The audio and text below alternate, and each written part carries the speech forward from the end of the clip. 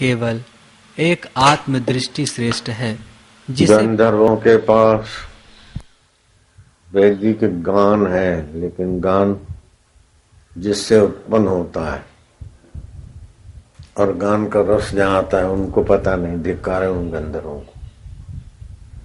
देवताओं भी भोग के पीछे लगे रहते हैं, तो न देवलोक में श्रेष्ठता है, न गंधर्व। धनवान होने में सुख है, न निर्धन होने में, न पाताल में सुख है, न स्वर्ग में शाश्वत सुख है। संत का मन जहाँ विश्रांति पाता है वो आत्मदेव श्रेष्ठ।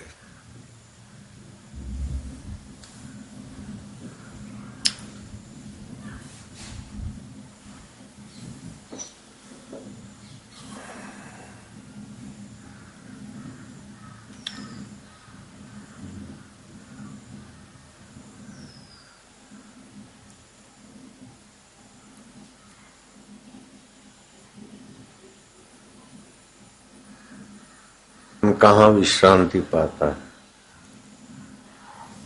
तुलसीदास जी कहते हैं, राम कृपा ते तुलसी पायो विश्राम। अपने आत्मा में शांति और आत्मा परमात्मा की एकता का एक तो होता है भाव। कर्म से भी भाव बनाए, भावना से भी भाव बनाए, ठीक है, लेकिन वेदांत विलक्षण है। वहां बनाना नहीं है, जो एकत्व है उसको जानना है। भाव बनाना, भाव करना वो ठीक है, ऊंचा भाव है, अच्छा है, लेकिन वास्तविक तत्व रूप से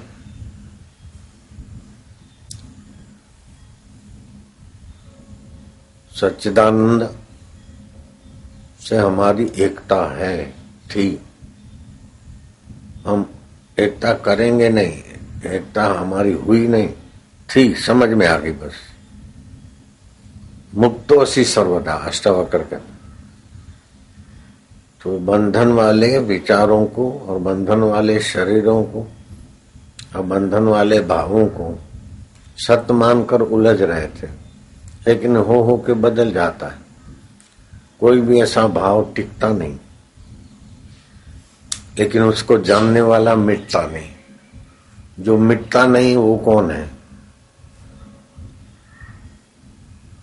जो सुख के लिए मन दौड़ता है उसको जानने वाला कौन है? दुख से बचना चाहता है मन, उसको जानने वाला कौन है? चिंता जिसको अच्छी नहीं लगती, ऐसा मन बुद्धि है, उसको जानने वाला कौन है? तो फिर वो ज्ञान में आ जाएगा।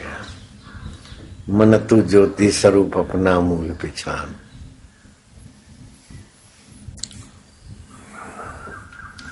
ओमकार का जप, सत्संग, ध्यान और संतों का सानिध्य, उससे जल्दी साक्षात्कार हो जाता है। एक पहर ओमकार का जप 3 घंटे, एक पहर शास्त्र विचार, एक पहर ध्यान, एक पहर संतों की सेवा, एकदम जल्दी साक्षात्कार। एक पहर नहीं करते, 1-8 घंटा करते तो भी बड़ा कुछ थनगनित हो जाता है। ओम ओम ओम ओम ओम ओम ओम ओम ओम ओम ओम ओम ओम ओम।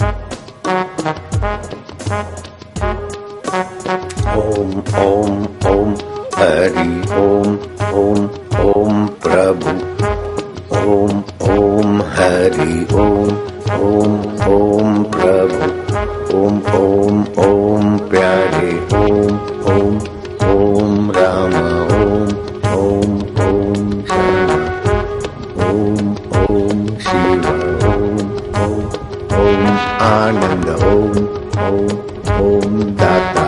जय ओम।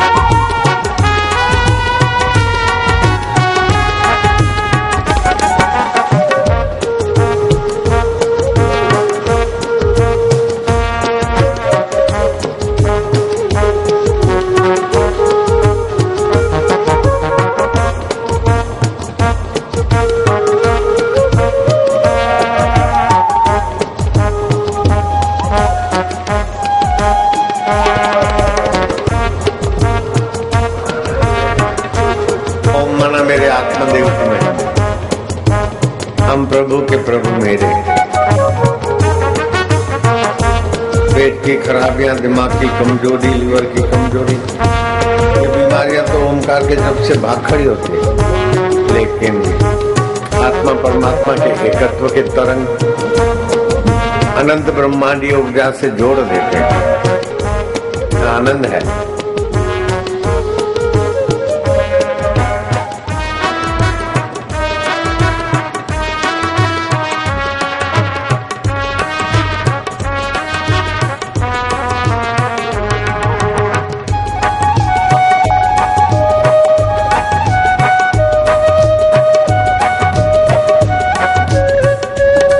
धीरे धीरे बोलो, शांति से, प्रेम से। शोर की कोई जरूरत नहीं, भीतर होता है तो और अच्छा है।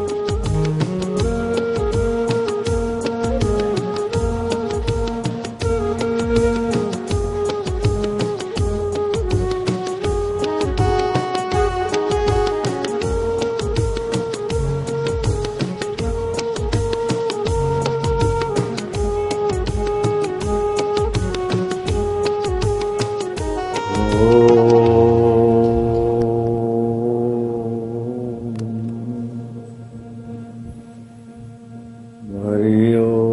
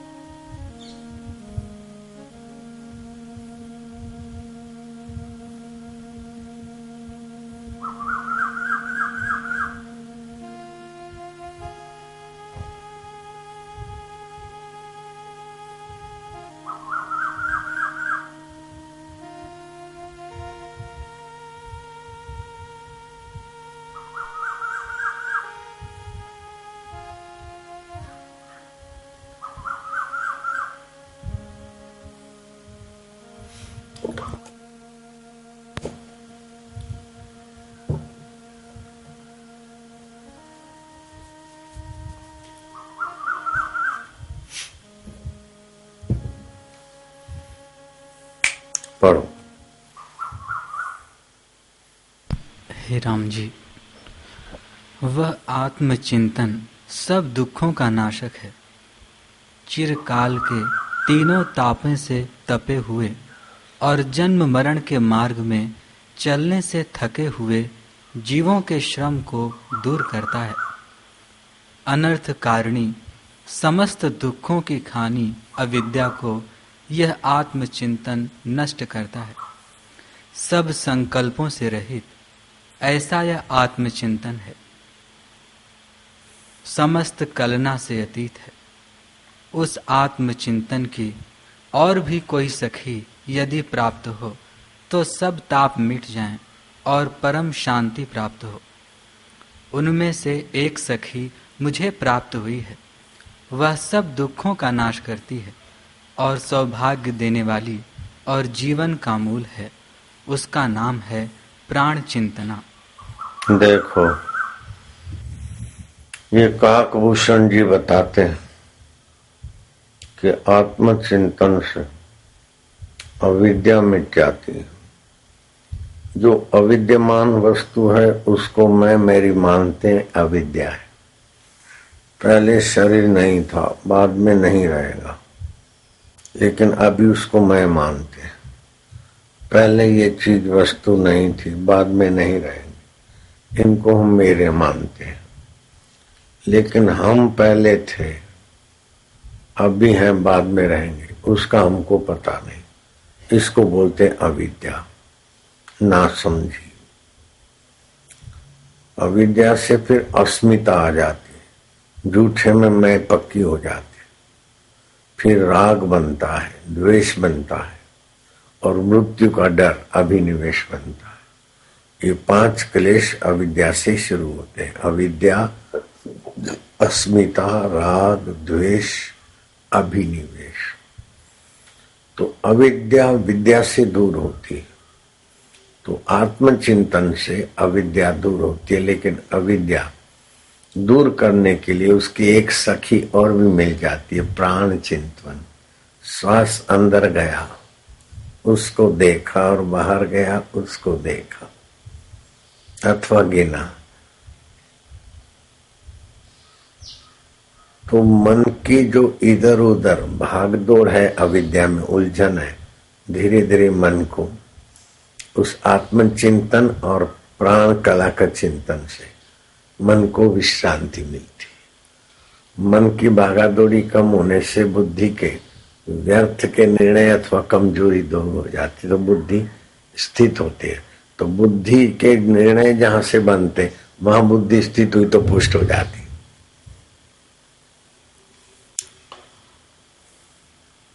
तो फिर मन के बहाव में बुद्धि नहीं बहती। तो पुरानी आदत है, इंद्रिया मन को खींचती है और मन बुद्धि को खींचता है, बुद्धि बहाव में बहती। लेकिन जब आत्मचिंतन के साथ उसकी सखी प्राण कला मिल जाए, इसको कबीर जी ने कहा, माला श्वासोश्वास की जगत भगत के बीच, जो फेरे सो गुरुमुखी ना फेरे सुनी। तो प्राण कला से अविद्या तो मिटती है, लेकिन आत्मरस भी आता है। तो जब भी कोई गलत विचार आए तो लंबा श्वास लिया, छोड़ा, तो गलत विचार के तरफ का खिंचाव कम हो जाएगा। भगवान नाम लिया, बीच में अच्छे काम में लग गए।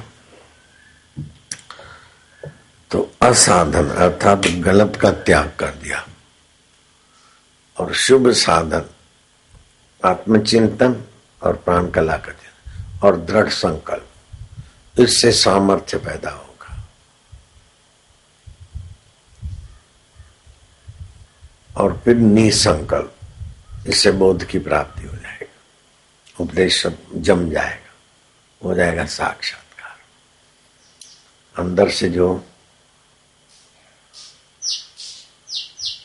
साधन भजन करते हैं तो वही ज्ञान सिद्धा। मेरे एक मित्र संत थे, बड़ी अच्छी स्थिति थी, जहां बैठे और फिर मंदिर में चिंतन होता तो शरीर मंदिर में हो जाता उनका। दूसरा एक हमें लालजी महाराज का भगत था, उसका ऐसा चिंतन कि भगवान के मंदिर में जाना है, कीर्तन करना है। घर वालों ने कहा भी रात हो गई, कीर्तन करना पड़ता। अच्छा भावुक हो गया, ताला मार दिया। सुबह ताला खोले तो है ही नहीं, छोड़ा ताला मारा था तो तभी भी शोर हो रहा था। एक के बदले दो लोग नाच रहे थे कीर्तन। अरे दूसरा कौन है? बोले कोई नहीं है। नाचते नाचते नाचते सुबह देखा तो एक भी नहीं, दो भी नहीं, देखा तो मंदिर में बैठा।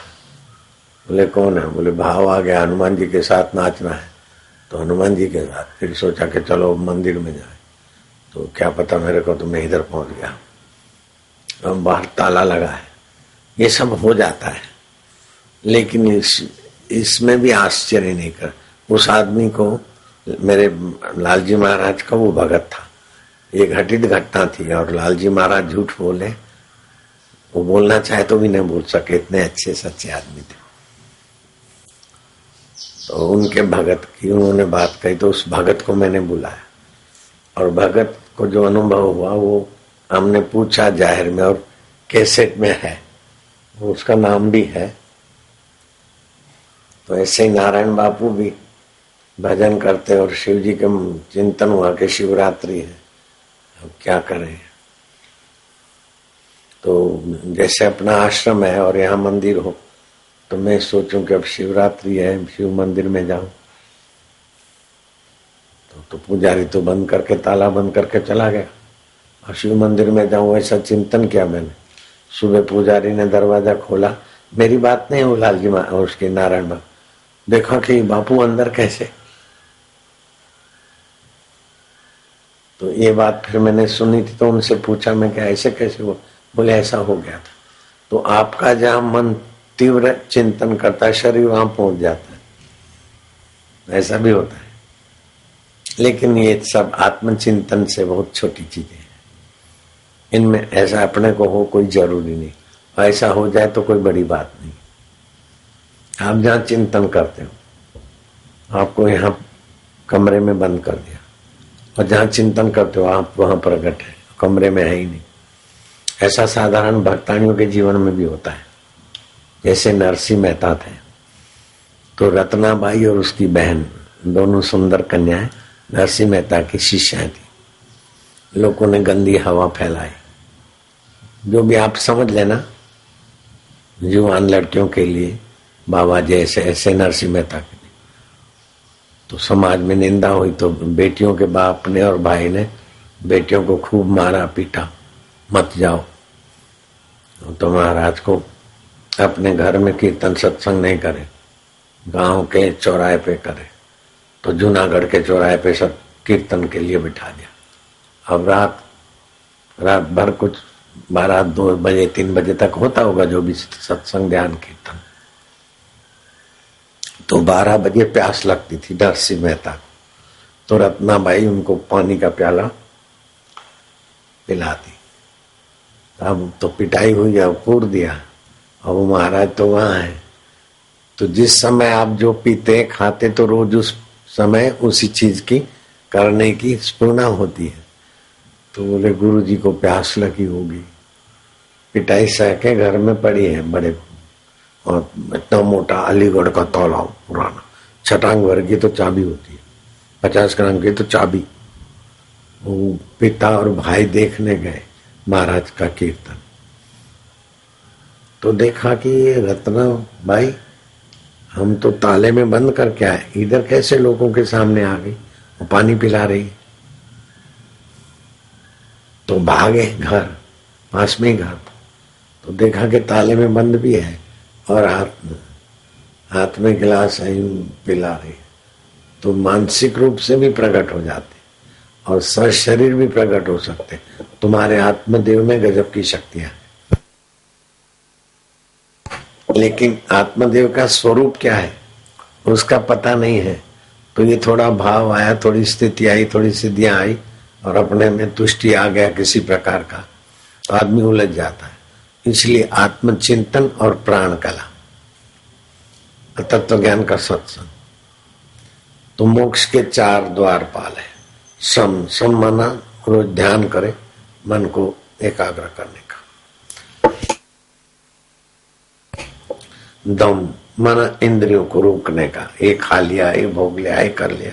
ईश्वर प्राप्ति के अनुरूप खान पान व्यवहार, चिंतन संग, सम संतोष, विचार। दुख आए तो दुख मन में हुआ, दुख में बहे नहीं, सुख में बहे नहीं। इन दोनों को जानने वाला मैं कौन हूं, आत्मा क्या है, परमात्मा क्या है, मुक्ति कैसे मिलती, इस प्रकार के विचारों में लगे। तो सम संतोष विचार और सत्संग, ये 4 चीजों से आत्म साक्षात्कार हो जाता है।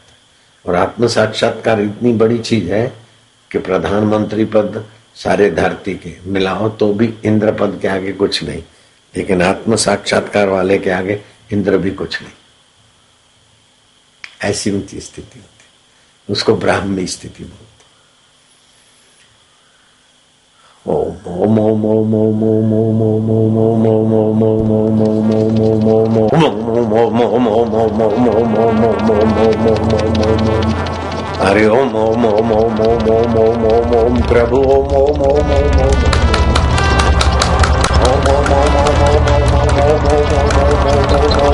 हरि ओम प्रभु ओम प्यारे ओम ओम ओम।